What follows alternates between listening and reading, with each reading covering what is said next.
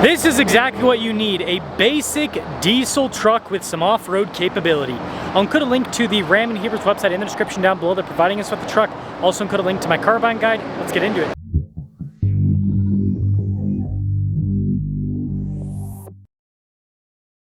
This week's giveaway highlight is a supercharged Silverado High Country and a Corvette Z06. If you're interested, use code BHC or click the link in the description down below or in the pinned comment to get 4x bonus entries on any donation $25 or more.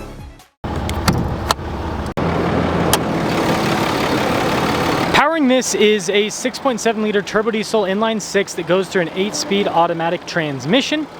It puts out 430 horsepower and then 1,075 pound-feet of torque. We're closing in on 500,000 subscribers. I'd really appreciate it if you'd help out with that. Now this particular Warlock is finished in granite crystal metallic. You've got LED lights below, we've got fog lights below that with parking sensors built into the front end. We also have recovery points. Got the giant Ram logo, plastic with the grille, but it looks a little bit fancier in terms of the design. A little bit of a smaller air dam it looks like at the bottom, but anyways, pretty aggressive looking front end. Tire and wheel setup is 285 by 60 by 20, nice all-terrain tires. You've got the silver on the wheels. The wheels are very similar to what you have with the Rebel package, actually. This does have the Bilstein shocks. It looks like it's lifted a little bit. We've got the bigger fender flares, again, similar to the Rebel and the Power Wagon. The badges have been blacked out with this package. We also have door-to-door side steps on this truck. And because this is a 2500, it is coil sprung in the front and the rear, solid axle front and rear. When it comes to the configuration, it's the crew cab with the shorter bed. Key fob features, we've got our lock and unlock function here in the front, Ram logo on the front, also on the back. See if the tailgate's dampened or not. Nope, it is not. Good catch. We do have bed liner here, and then you can see we've got an outlet in the bed. We also have fifth wheel prep already, and this even has LED bed lights. Now the tailgate itself is very light. You've got the Ram logo there on the back. You do get the more baseline taillights with the Warlock package, and then we've got parking sensors there at the bottom, and let's see if this is... That's a pretty good bumper. And then like most of these new 2500s, you can easily tow into the high teens. That will cap things off for the exterior. Let's now check out the interior. Now the interior is built off of a Tradesman, so it's more basic with the trim. You got storage at the bottom of the door panel. And then with the seats, there's nice stitching on either side. You got little kind of inserts there in the center, and there's even some under-seat storage as well. Not split at all, it's full up and down. There's no 60-40 split. That's a better way to put it. And then this one doesn't have ice buckets either. Legroom in the back is good. Again, this is still the older cab, so it's not as big as the half-ton. And then we do have some vents in the rear, and like most of these big pickup trucks, good headroom. Let's now check out the front. Now for being a more basic truck, it's got pretty fancy mirrors because these have the power fold in function. Hello, there's me. They also have the power extend out function, as well as all the power adjustments. Here's the controls for all of those items. And then the front windows are automatic, not acoustic glass or anything like that, just normal windows. And then, yeah, more basic door panel. So 11,040 pounds of gross vehicle weight rating, which means this truck's gonna have a good payload for 2,500. Yep, 3,015 pounds. You're of course gonna get the more basic cloth seats with this truck. They are manual with the adjustments. Light controls to the left of the steering wheel. Notice you have the controls for the fog lights and cargo light too. With the steering wheel itself, it's more basic with the trim. They kind of have this perforated trim that looks like it'd be fancy, but it's actually pretty base. Column shifter there on the back. And then we've got practical controls for the adaptive cruise control, your gear limiter function, controls for the center stack. There are no radio controls on the back. Gauge cluster wise, this is going to have the mostly analog gauge cluster. There is a screen in the center, which you can use to see different bits of information on the vehicle. Backup camera in reverse, good resolution with the camera too. We'll go over the system in a moment, but below the infotainment system, we've got 6 auxiliary switches, your tow haul mode, trailer brake controls built in, diesel exhaust brake, parking sensor buttons. Up above, you've got the physical controls for the climate, radio controls on the other side of the screen.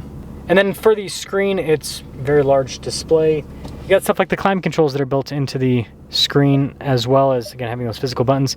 It does take a second for some of the stuff to load up, but overall, the screen response time's good. Part-time four-wheel drive system, so you got two-wheel drive, four-wheel high, and then four-wheel low. You also have off-road cruise control, some USB ports, and then we've got storage next to that, and there's even an outlet off to the side. I do like the center console. It's got good storage USB port and soft touch on top. Folds up to be a bench seat. There is no under-seat storage with this version.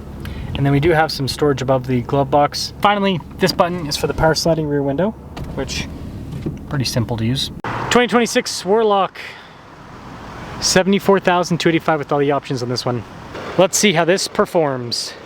Let's set off in this diesel Rebel, or not Rebel. It's basically a Rebel Warlock. I ain't gonna fit. I reviewed the gas Warlock the other week, so figured you guys would want to see the diesel. Maybe you don't, who knows, we'll see. But